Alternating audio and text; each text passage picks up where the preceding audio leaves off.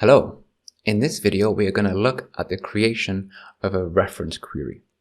And what I mean by that is how you create the query, but actually more importantly, what you do beyond that to make that a nice clean query. So let's have a look. Very basically, for those who don't know, a reference query is this. I'm going to right click on my query, I'm going to click on reference, and that gives me a brand new query. The source of that is that first query. It just says here equals player by game week. So everything that happens within this query also happens within my reference query. However, what we're looking at now is what you do after that. So what people do quite often is they'll say, I have my reference query, but I didn't want every single column. So I'm just going to take the columns that I want. So when you do that, so for now I'm just going to take these two columns. What you do obviously is that you're creating extra steps. I'm removing my columns, and then I'm going to say, actually, also, I just want the distinct values, so I'm going to remove my duplicates. And then we end up with 3 applied steps, when actually you don't need that, because you could do all of those things in one nice, tidy step. How do we do that? Really straightforward. Here, we have something in the second step, and we can see it's called table select columns. So I'm going to take that, and I'm going to apply it to my first step. So this step is now going to become table select columns.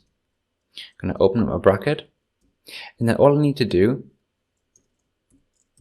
is reference the column that I want. So let's just say I just want to take the column called ID. So I'm just going to type in ID, just like that. I'm going to close off my bracket, and then see what happens. When I do that, what should happen? It should return the column that I've suggested, the column that I've written, sorry. As it's done, I said I just wanted ID.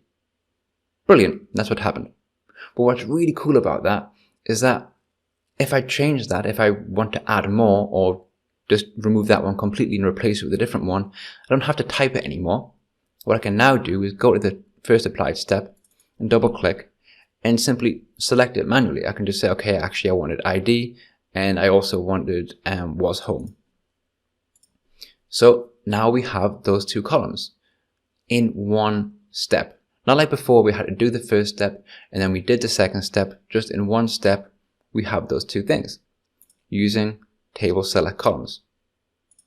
So that we also had before, we also had the distinct values of those 2 things. And that's what I can do now. I can use this table.distinct also within the first step. I'm going to go back to this and just go table.distinct. I'm going to open up my bracket. I'm going to go to the very end. I'm going to close off my bracket and hit enter. And then when I do that, it's going to return the distinct values of those columns. And then we have it all in one step. Rather than have one step, get the data.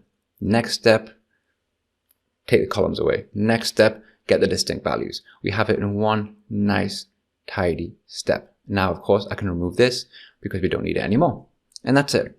So it's a really small thing, but it can make your queries much tidier, much cleaner, and it's really obvious what's happening.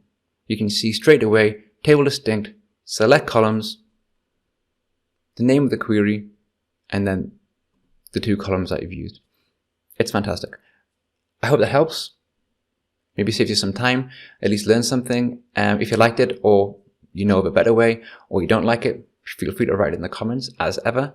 If you liked the video, please feel free to click that subscribe button. That would be very nice. And yeah, thank you very much. Take care and goodbye.